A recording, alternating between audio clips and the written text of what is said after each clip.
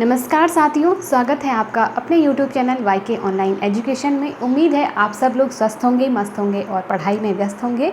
दोस्तों, बहुत सारे जो मेरे स्टूडेंट्स हैं जो कंटिन्यू मुझसे पढ़ते हैं, उनकी रिक्वेस्ट आई थी कि मैम पदबंध हमारा क्लियर कर दीजिए, उसको हमें समझाइए।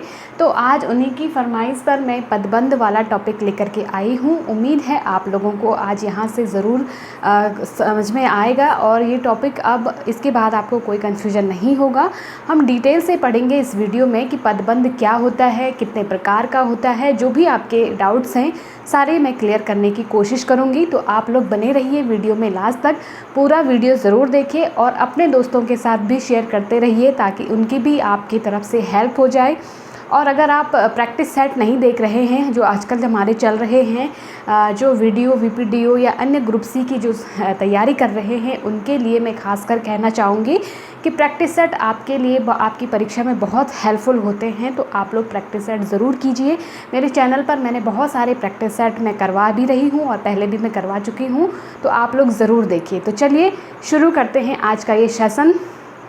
यदि आप चैनल पर नए हैं तो चैनल को सब्सक्राइब ज़रूर कीजिएगा और अगर वीडियो पसंद आए, थोड़ा सा भी आपको समझ में आए तो लाइक ज़रूर कीजिएगा।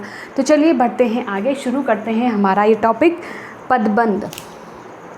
देखिए, सबसे पहले मैं यहाँ पर पदबंध पढ़ाने के पहले आपसे दो चीज़ें यहाँ पे क्लियर कराऊंगी, क्योंकि अगर आप दो चीज़ें समझ गए तो उसके बाद पदबंध समझना आपके लिए और भी आसान हो जाएगा। सबसे पहले देखिए शब्द। देखो, शब्द किसे कहेंगे? जब कोई शब्द स्वतंत्र रूप से लिखा जाता है। जैसे अगर मैं यहाँ पर लिखूँ राम, तो राम क्या है? एक शब्द है, स्वतंत्र है। जब यही पद जो है किसी वाक्य के रूप में लिखा जाता है, किसी वाक्य के साथ लिखा जाता है या वाक्य की इकाई के रूप में लिखा जाता है, तो यही हमारा कहलाएगा पद। कैसे? जैसे मैं लिखूंगी राम पुस्तक पढ़ता है, तो अब आप देख पा रहे होंगे कि राम शब्द जब हमने अलग से लिखा तो वो क्या है? बिल्कुल स्वतंत्र है, उसको कहेंगे हम शब्द। शब्द और पद लगभग एक जैसे हैं, लेकिन उन दोनों में इतना ही अंतर होता है कि जब भी कोई शब्द स्वतंत्र रूप से लिखा जाता है तो वो शब्द कहलाता है, और वही शब्द जब किसी वाक्य की इकाई के रूप में लिखा जाता है तो वो कहलाता है हमारा पद। ठीक है, तो अब आप देख पा रहे होंगे राम यहाँ भी है, यहाँ भी है, लेकिन अंतर क्या है?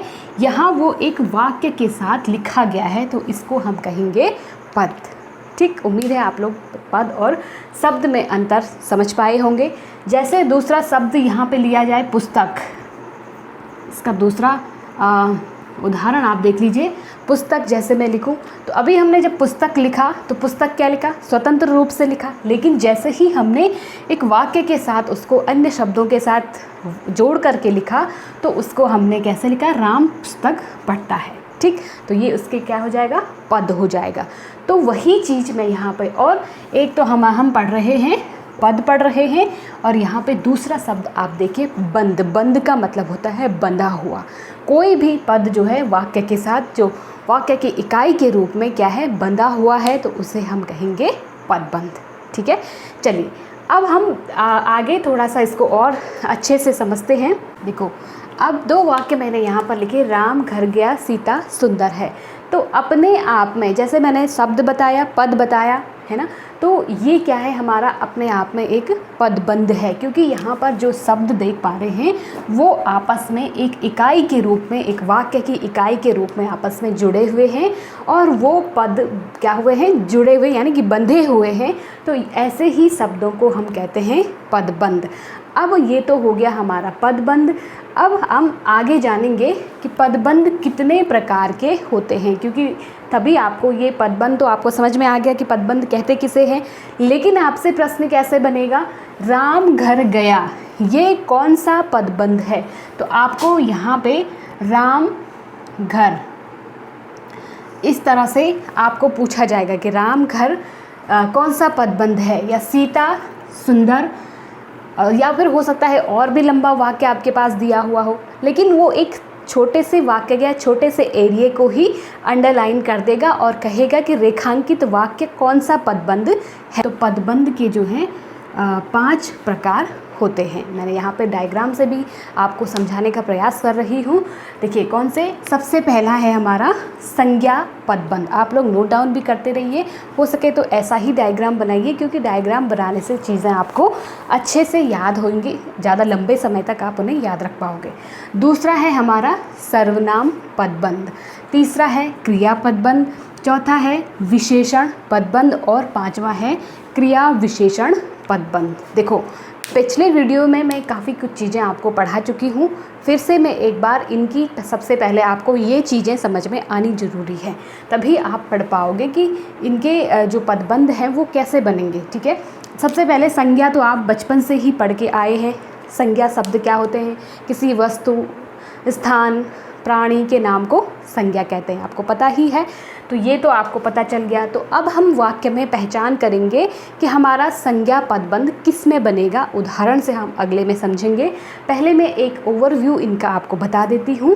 ठीक है, दूसरा देखिए सर्वनाम पदबंध। सर्वनाम भी आपको पता ही है, बस उसमें पदबंध जोड़ना है। जहाँ तक सर्वनाम शब्द आपको मिलेगा सीधे से आपको देखना है कि वो सर्वनाम पदबंध हो जाएगा। देखो सर्वनाम वे शब्द जो संज्ञा के स्थान पर प्रयोग होते हैं उन्हें सर्वनाम कहते हैं। क्रिया क्या होती है? वे शब्द वाक्य में जिससे हमें पता चलता है कि कोई कार्य हो गया है या हो रहा है या होने वाला है। इस भी वाक्य से हमें किसी कार्य के होने या करने का पता चलता है, उसे क्रिया पदबंध कहते हैं। और चौथा हमारा है विशेषण पदबंध। विशेषण क्या होते हैं?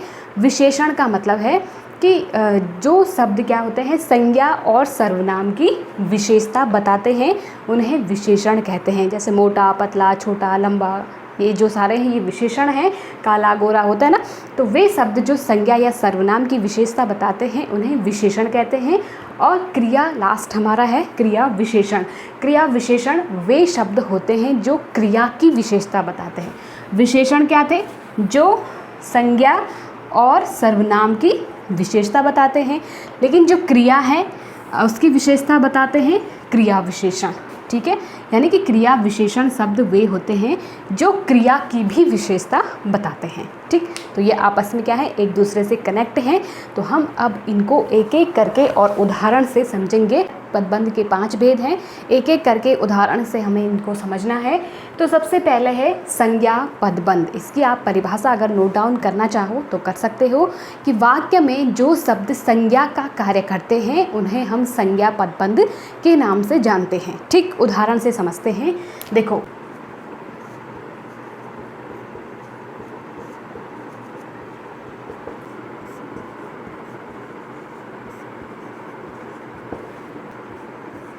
तीन उदाहरणों से मैं आपको समझाऊंगी और जो मैं आपको समझाने वाली हूँ उससे आपको अच्छे से समझ में आ जाए। देखिए सबसे पहले देखो मैंने क्या कहा था, वाक्य में हमने संज्ञा की परिभाषा हमें पता है, किसी वस्तु, व्यक्ति, स्थान, प्राणी के नाम को संज्ञा कहते हैं। और संज्ञा पदबंध क्या है? वे पदबंध जो वाक्य में संज्ञा का कार्य करते हैं उन्हें संज्ञा पदबंध कहते हैं। अब देखिए, मेहनती व्यक्ति जीवन में सफल होते हैं। यहाँ पर एक संज्ञा शब्द है, कौन सा है? व्यक्ति। तो ये जाति का हमें क्या करा रहा है? बोध करा रहा है। इसका मतलब ये क्या है? जातिवाचक संज्ञा है। तो इस तरह के जो शब्द हैं जैसे मेहनती व्यक्ति, तो यहाँ पर सीधी सी बात है, ये क्या है? हमारा संज्ञा पदबंध। ठीक है,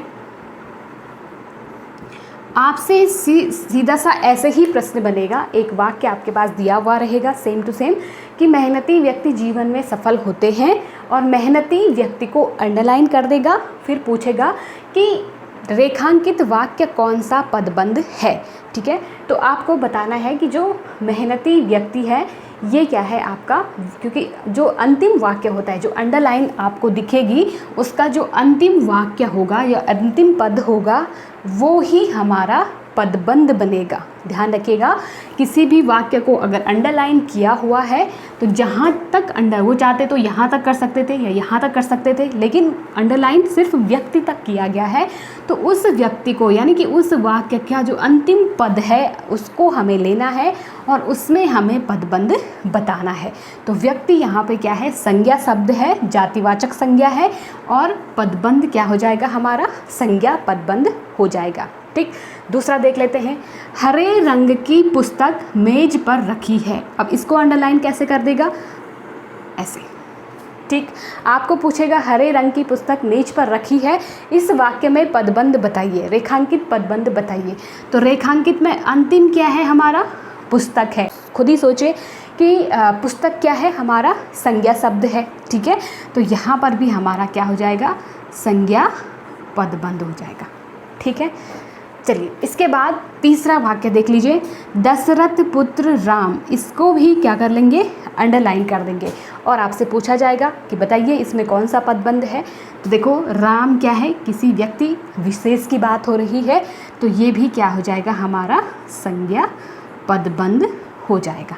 ठीक, क्योंकि जहाँ तक आपको अंडरलाइन दिखेगा उसका अंतिम पद आपको लेना है, क्योंकि पदबंध का मतलब ही वही होता है। क्योंकि देखो अलग अलग इसमें क्या है, पद हैं और वही पद क्या है, कार्य कर रहे हैं। तो जो ये कार्य कर रहे हैं, जो व्यक्ति है वो क्या कर रहा है, संज्ञा का कार्य कर रहा है। पुस्तक जो है संज्ञा का कार्य कर रही है और राम जो है संज्ञा का कार्य कर रहा है। ठीक है, तो ये हमारे शब्द कहलाएंगे संज्ञा पदबंध। ठीक, अगर पसंद आ रहा है, समझ में आ रहा है तो कमेंट ज़रूर कीजिए। कोई भी कन्फ्यूज़न हो फिर भी तो भी आप बता सकते हैं। ठीक, आगे बढ़ते हैं। सर्वनाम पदबंध की अगर हम बात करें तो सर्वनाम की परिभाषा आपको पता ही है, वे शब्द जो संज्ञा के स्थान पर प्रयोग किए जाते हैं।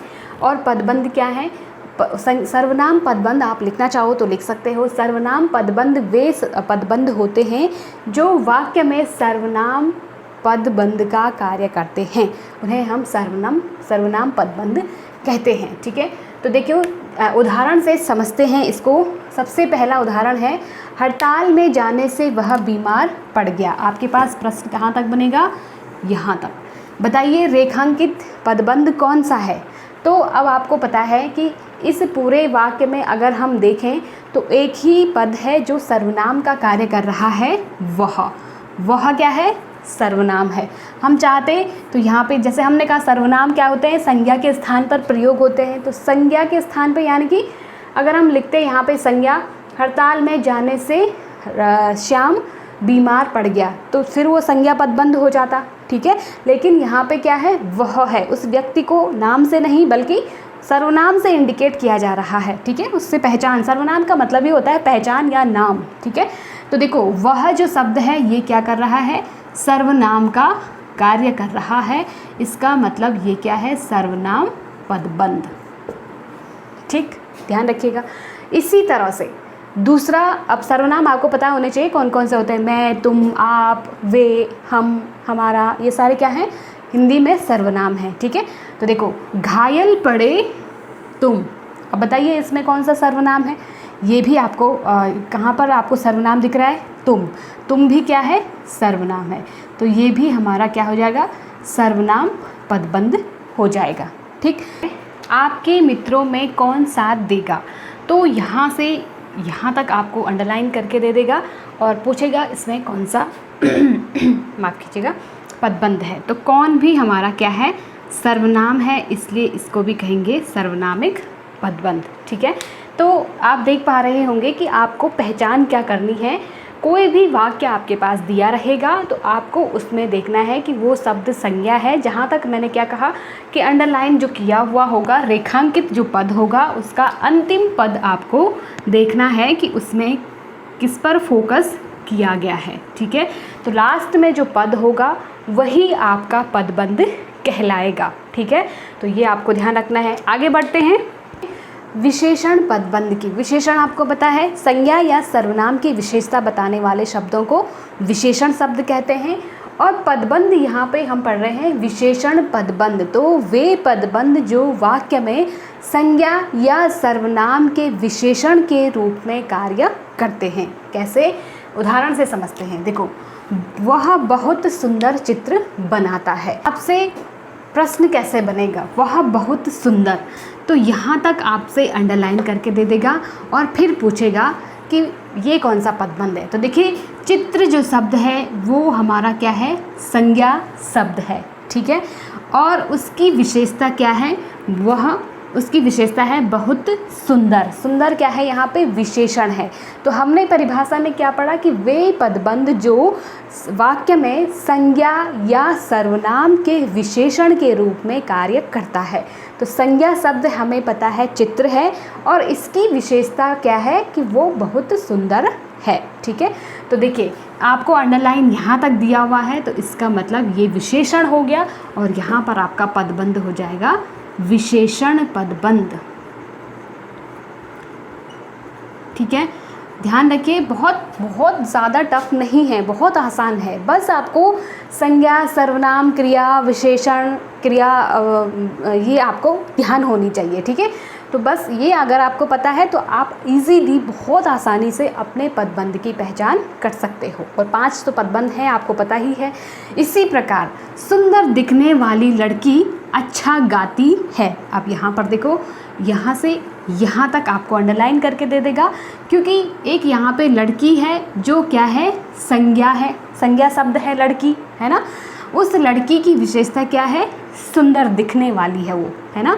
तो ये उसका क्या हो गया, विशेषण है। ये सुंदर दिखने वाला, ये पूरा ही वाक्य उसके अंदर आ जाएगा, क्योंकि यहाँ तक पदबंध आपको दिया रहेगा, ठीक है। तो ये भी आपका क्या हो जाएगा, विशेषण पदबंध। इसके बाद तीसरा उदाहरण देखिए, सफ़ेद रंग का मकान। तो यहाँ क्या है, मकान हमारा संज्ञा शब्द है। मकान की विशेषता क्या है, उसकी पहचान किससे हो रही है, किस विशेषण से हो रही है, सफ़ेद रंग से, है ना। तो सफ़ेद रंग यहाँ तक आपको दे देगा और पूछेगा कि कौन सा विशेषण है, तो कौन सा पदबंध है, तो ये विशेषण पदबंध हो जाएगा, ठीक। मैं उम्मीद कर रही हूँ कि आप लोगों को समझ में आ रहा होगा। देखो, मकान, लड़की, चित्र, ये आपको ध्यान इसलिए रखने हैं क्योंकि आपको पता है कि हम सर्वनाम और संज्ञा की विशेषता बताने वाले शब्द विशेषण होते हैं, लेकिन आपके पास अंडरलाइन सिर्फ इतना ही दिया हुआ है, सुंदर, ठीक है, वह बहुत सुंदर। तो सुंदर के आगे जो शब्द है वो संज्ञा शब्द है, या हो सकता है सर्वनाम शब्द हो, और इसकी क्या है, विशेषता यहाँ पे बताई जा रही है, ठीक है। तो यहाँ पे जो शब्द आपको लास्ट में दिख रहा है, सुंदर या सुंदर दिखने वाला मकान, लड़की, ठीक है, लड़की की विशेषता है, मकान की विशेषता है कि वो सफ़ेद रंग का है। तो ये जो शब्द हैं ये विशेषता बता रहे हैं, पहचान बता रहे हैं, तो इसलिए आपको यहाँ पे ये ध्यान रखना है, ठीक। चलिए आगे बढ़ते हैं। हम क्रिया पदबंध की अगर हम बात करें तो क्रिया हमें पता है, जिस भी शब्द से वाक्य में हमें किसी कार्य का होने या करने का पता चलता है उसे हम क्रिया कहते हैं। और क्रिया पदबंध क्या है, वाक्य में जो शब्द किसी क्रिया का होना या करना बता रहे हैं, या हो सकता है एक से अधिक क्रिया हो या निरंतर होने की बात उसमें चल रही हो, तो ऐसे पदबंध होते हैं हमारे क्रिया पदबंध, ठीक। उदाहरण देखिए कि राम मैदान में खेल रहा है। खेलना क्या है, उसकी क्रिया, ठीक है, खेल रहा है। तो यहाँ पे निरंतर वो क्रिया चल रही है, इसका मतलब यहाँ पे हमें उसके कार्य के होने या करने का पता चल रहा है। तो इसको हम सीधे से लिखेंगे क्रिया पदबंध, ठीक है। कार्य का होना और करना हमें पता चल रहा है। देखो आगे अंडरलाइन नहीं है, कहाँ है, क्रिया के नीचे आपको अंडरलाइन दिख रहा है, तो इसका मतलब उस कार्य का होना या करना यहाँ पे बताया जा रहा है। ठीक इसी प्रकार से मीरा गीत गा रही है, तो निरंतर कार्य हो रहा है। गाना यहाँ पर मुख्य क्रिया है, रही है, तो जो रही शब्द है वो उसकी सहायक क्रिया है, वो भी क्रिया है लेकिन सहायक या द्वितीयक क्रिया हम उसे कहेंगे। मुख्य क्रिया है गाना, मुख्य क्रिया है खेलना, मुख्य क्रिया है वर्षा होना, ठीक है। तो जो रही है, रहा है, जो आपके हैं वो सहायक क्रियाएं कहलाती हैं, ठीक है। तो यहाँ पर भी आपका क्या कहलाएगा, क्रिया पदबंध, ठीक है। ठीक इसी प्रकार से सुबह से वर्षा हो रही है, तो वर्षा हो रही है, होने का बोध हो रहा है यहाँ पे, तो निरंतर कार्य चल रहा है, यहाँ पर भी आपका क्रिया पदबंध हो जाएगा, ठीक। उम्मीद है आप लोगों को समझ में आया होगा। इसके बाद अगला और लास्ट हम पढ़ेंगे क्रिया विशेषण पदबंध। यहाँ पर देखो क्रिया विशेषण हम पढ़ रहे हैं, क्रिया विशेषण पदबंध।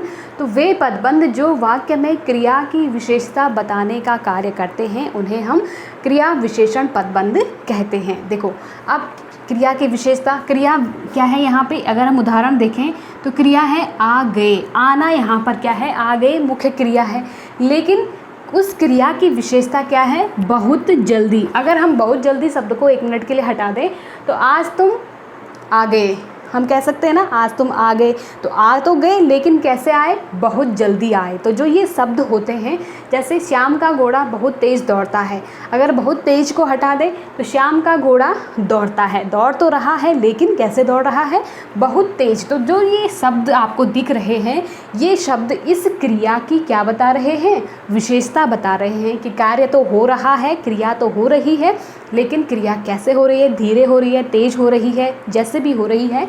तो वो जो शब्द होते हैं वो कहलाते हैं क्रिया विशेषण, और जब वो किसी पदबंध के रूप में प्रयोग हो रहे हैं तो उन्हें हम कह रहे हैं क्रिया विशेषण पदबंध। तो आपके पास प्रश्न ऐसे ही बनेगा कि आज तुम बहुत जल्दी आ गए, तो यहाँ पर कौन सा पदबंध है, तो देखो आज तुम, इसको छोड़ दो, इसको अंडरलाइन नहीं किया रहेगा, बहुत जल्दी शब्द को, और ये तो क्रिया हो गई, तो बहुत जल्दी शब्द क्या है, यहाँ पे क्रिया की विशेषता बता रहा है।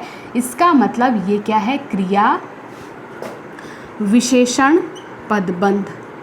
ध्यान रखिए, अगर आपको समझ में नहीं आया तो वीडियो को दोबारा से चलाइए और फिर आपको अच्छे से समझ में आ जाएगा। बहुत आसान है, बहुत आसान, ठीक है। श्याम का घोड़ा बहुत तेज दौड़ता है, दौड़ तो रहा है, दौड़ना मुख्य क्रिया हो गई यहाँ पे, लेकिन उसकी विशेषता क्या है, बहुत तेज दौड़ना।